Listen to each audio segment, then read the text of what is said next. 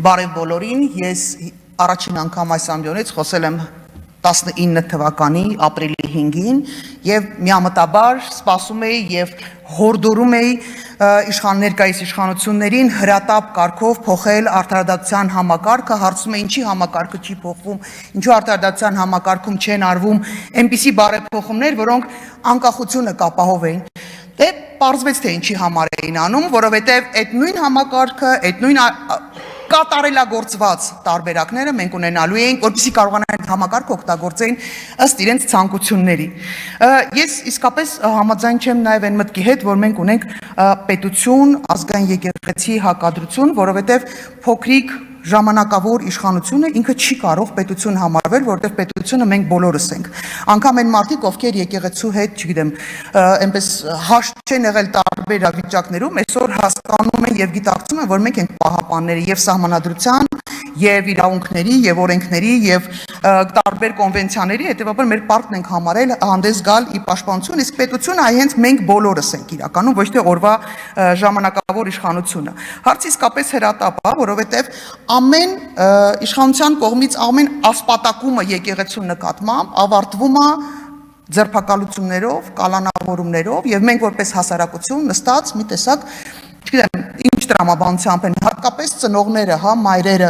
Ես ուզում եմ հարցնել, ժողովուրդ, դուք նորմալ եք համարում, որ իշխանության ամեն ասպատակումից հետո մի խումբ մարդիկ ձերբակալվում են։ Մեր հայրենակիցներ, այդ թվում նաև մեր զավակները ձերբակալվում են, կալանավորվում են, գուցե եւ կարճ ժամանակ հետո նաև դատապարտումը տեսնենք, եթե այս իշխանությունը հնարավոր չլինի հեռացնել։ Նվիրական տոները դարձել են ասպատակության համար նպատակաուղված ինչ-որ տենց ցիլիվո է, գնում են հենց այդ օրերին, հենց այդ լավագույն ամենանվիրական տոնը ծաղկազարդը գնաս մտնես, անսպասելի մտնես, ստեղծես իրավիճակ, որտեղ դու երիտասարդ ուղակի նյարդերը տեղի չի տա, եւ ես գործընկերներ այստեղ կան, որ Դավիթի ու Միքայելի գործով են զբաղվում փաստաբանները, բայց սա այս միայն փոքր դրվագը չի, հայ, այդ օրվա դրվագը չի, պետք է շատ հստակ գնահատել, տարուց ավել է մեզ բոլորիս բառացիորեն տերորի մեջ են պահում այս իշխանությունները։ Ես համաձայն եմ այն մտքի հետ, որ Հայաստանում կա հիբրիդային պատերազմ, ես պնդում եմ, որ Հայաստանում կա հիբրիդային պատերազմ, եւ այդ հիբրիդային պատերազմը դա իշխանություններն են առաջամարտիկը այդ հիբրիդային պատերազմի եւ այդ հիբրիդային պատերազմը վարված է այս ժողովրդի դեմ։ Ինձ մի քանի անգամ նկատողություն են արել, երբ ասում եմ սեփական ժողովրդի դեմ, ես համաձայն եմ, որ դա իրեն ժողովուրդը չի, որտեղ սեփական ժողովրդի դեմ այսպիսի պատերազմ հայտարարել հնարավոր չի։ Սա բարոյականությունից, իրավունքից, նորմերից, ամեն ինչից դուրս է ուղղակի։ Մենք հասել ենք մի իրավիճակի աննկարագրելի, ինչ ասեմ, այն աննախադեպ, որ ասում են, իսկապես աննախադեպ իրավիճակ է, երբ որ ազգային անվտանգության ծառայության տնօրենը կաթողիկոսի մասին, ամենայն հայոց կաթողիկոսի մասին, մարդ, որը եկեղեցու առաջնորդն է, բոլոր ամբողջ հայության, մենակ հայաստանության քաղաքացիների չէ,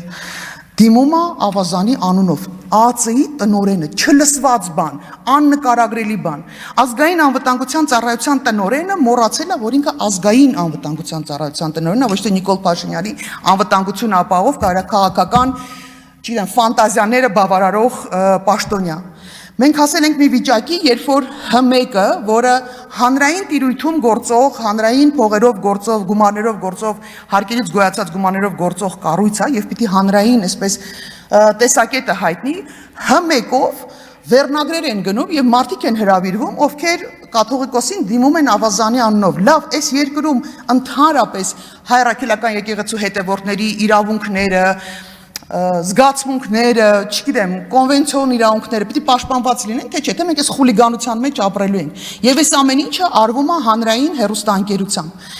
Ու դա համարյա թե նույն մարդիկ են, շատ հետաքրքիր process է տեղի ունենում, նույն մարդիկ, որոնք ձևանում են այսպես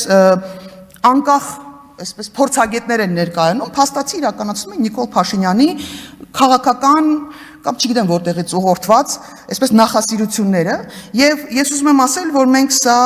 այդպես անպատասխան չենք թողելու, ես կարծում եմ, որ իսկապես միանում ենք հայտարարությանը, որտեղ դա շատ կարեւոր հայտարարություն է, պետք է դիմել բոլոր միջազգային կառույցներին, հստակ հասկանալով, որ իրենց արձագանքը լինելու է գոնե այս անորոշ ժամանակում լռություն կլինի, բայց միևնույնն է, մենք կդիմենք, բայց պիտի նաև գիտակցենք մեզ համար հետևյալը. մենք ենք մեր եկեղեցու պահապանը, մենք ենք մեր օրենքների պահապանը, մենք ենք մեր ժողովրդի պահապանը, մենք ենք մեր զավակների անվտանգության պահապանը, ուրիշ պահապան դրսից երբեք չի լինելու։ Եթե մենք չենք լինում հետևողական, մենք չենք ունենալու արդյունք եւ հետևանք։ Եվ մի հայտարարություն էլ մենք վաղը պատրաստվում ենք ՀՄԿ-ի այս գործողությունների հետ կապված, եկեղեցուն, հատկապես եկեղեցու հետ կապված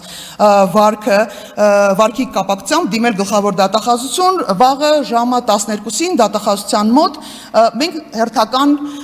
բողոքն ենք այսպես տալու դատախազությանը, պարզավոր արձագանք չի լինի, բայց այս ամեն ինչը ժամանակավոր է, ամեն ինչ ժամանակավոր է, ժամանակները փոխվելու են եւ նաեւ իրենց լռությունը, իրենց անհաղորդությունը տարբեր պաշտոնյաների ուղղակի անպատասխան չի մնալու, օրենքի տառի համապատասխան ստանալու է իր գնահատականը։ Շնորհակալություն։